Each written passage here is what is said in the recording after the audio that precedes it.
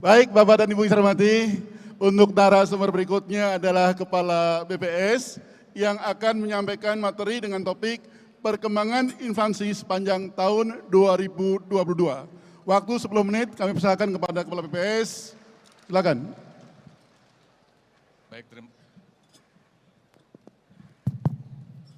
Baik, terima kasih Pak Irjen. Bismillahirrahmanirrahim. Assalamualaikum warahmatullahi wabarakatuh. Selamat pagi dan salam sejahtera untuk kita semua. Om Swastiastu, Namo Buddhaya, salam kebajikan.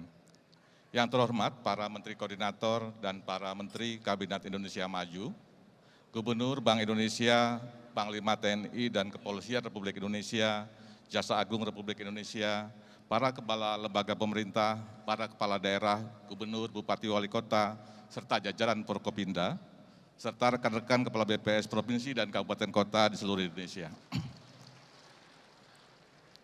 Bapak Ibu yang sekalian, pada kesempatan yang baik ini, izinkan saya menyampaikan ucapan terima kasih kepada seluruh kementerian lembaga, pemerintah daerah, baik di provinsi maupun kabupaten kota, yang telah mendukung seluruh kegiatan BPS di lapangan, sehingga BPS mampu menyajikan data-data yang dibutuhkan oleh pemerintah. Sekali lagi terima kasih Bapak Ibu sekalian atas dukungannya. Izin, saya akan menyampaikan bagaimana perkembangan inflasi sepanjang tahun 2022.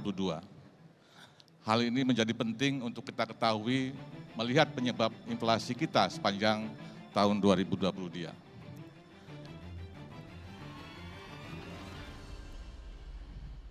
Bapak Ibu sekalian, sepanjang tahun 2022, pada tataran global kita mengalami berbagai peristiwa, yaitu diantaranya adalah pemulihan pasca pandemi COVID-19 dan konflik geopolitik antara Rusia dan Ukraina. Hal tersebut berdampak kepada lonjakan inflasi di berbagai negara hingga November tahun 2020. Misalkan di Argentina, inflasi cukup tinggi, begitu juga di Turki, inflasi mencapai 84%, dan ini menunjukkan bahwa tataran global, gejolak ekonomi dan inflasi juga ada di mana-mana. Dan Indonesia alhamdulillah pada November tahun 2022, inflasi mencapai 54%. Dan kalau kita lihat peringkat 16, dan kalau lihat dari 20 negara, dari G20, Indonesia berada di peringkat 16, berada di atas Tiongkok, Arab Saudi, Jepang, dan Korea Selatan. Selain itu, Indonesia juga berada pada peringkat 120 dari 151 negara di dunia. Dan peringkat ke-6 di antara negara-negara ASEAN pada November 2022. Tekanan inflasi global berimplikasi pada kondisi nasional melalui transmisi komoditas yang harganya diatur oleh pemerintah. Data historis kita memperlihatkan bahwa penyesuaian harga BBM selalu berdampak kepada lonjakan inflasi. Konsolidasi kebijakan fiskal dan moneter mampu meredam inflasi di tahun 2022 yang hanya mencapai 5,51%, tidak sebesar dari periode-periode sebelumnya. 5 komoditas penyumbang utama inflasi pada tahun 2022 adalah bensin, kemudian bahan bakar rumah tangga, tarif angkutan udara, beras, dan rokok kretek filter. Itulah 5 komoditas utama penyebab inflasi kita sepanjang tahun 2022. Bapak Ibu sekalian, jika dilihat detail masing-masing kota dengan inflasi tertinggi, setiap komoditas yang menyumbang utama inflasi, gambarannya adalah sebagai berikut. Untuk komoditas bensin yang mencakup bensin jenis subsidi dan non-subsidi, kenaikan harga tertinggi sebagian besar terjadi di kota-kota di Pulau Jawa. Sedangkan untuk komoditas bahan bakar rumah tangga, tarif angkutan udara, beras, dan rokok kretek filter, kenaikan harga tertinggi umumnya terjadi pada kota-kota di luar Jawa. Keragaman ini nampaknya memperlihatkan bahwa isu distribusi komoditas antar wilayah merupakan persoalan yang sangat krusial untuk diselesaikan dalam upaya pengendalian inflasi.